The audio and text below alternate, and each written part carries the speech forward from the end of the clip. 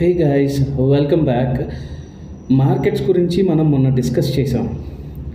GST ప్రభావం, Trump మళ్ళా వెనక్కి తగ్గుతాడనే అవకాశాలు ఎక్కువగా కనిపిస్తున్న సందర్భంలో నేను మీకు ఒక కాషన్ చెప్పాలనుకుంటున్నాను.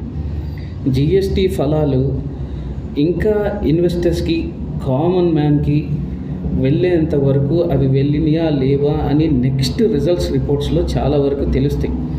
ఇప్పుడు మహీంద్రా మొన్నే ప్రకటించింది వాళ్ళ కార్ల ధరలు 1 lakh నుంచి 1.5 lakh వరకు తగ్గిస్తున్నామని చెప్పి.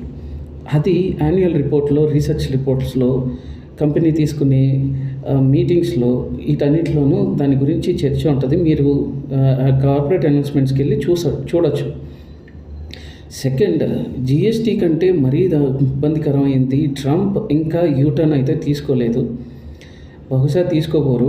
ఇవన్నీ ఏంటంటే ఒక చిన్న టెంప్టేషన్స్ లాగా అనమాట. తీసుకుంటాం, మీరు వస్తారా? లేదు. ట్రంప్ ఈగోకి చాలా బలైపోయాం మనం. అలాగే ట్రంప్ వెనిజువెలా అనే కంట్రీ మీద కూడా తన అధికారాన్ని, తన ఈగోని నెక్స్ట్ టైం చూపించబోతున్నారు. ఆల్రెడీ కదలికలు మొదలైనవి.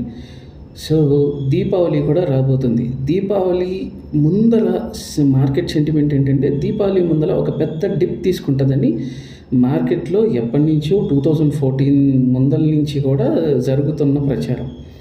సో ఆ డిప్ 2014 నుంచి ఉన్న సెంటిమెంటు, అంతకన్నా ముందల నుంచి ఉన్న మన గుజరాతీ, బాంబే సెంటిమెంట్ ఈసారి కూడా అవుతుందా లేదా ఒక్కసారి చూసి caution. This is for long term investors.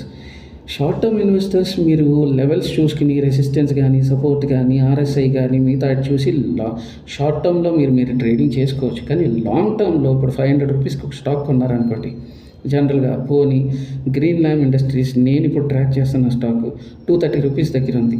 అది సడన్గా లాంగ్ టర్మ్ నేను వచ్చి 80 రూపీస్కి పడిపోతే నేను మళ్ళీ మీకు ఎలా సజెస్ట్ చేయగలను?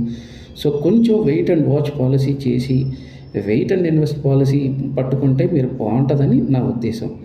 అలాగే డిసెంబర్లో కూడా ఒక ఫియర్ ఉంది. డిసెంబర్ ముందర ఎఫ్ఐఎస్ బాగా అమ్మేసుకుని అక్కడ ఉన్న ఇంట్రెస్ట్ రేట్స్కి కొంచెం ఎక్కువ ఇస్తానంటే ఇటు మొత్తం అటు ఫండ్స్ తీసుకెళ్తారని ఉంది.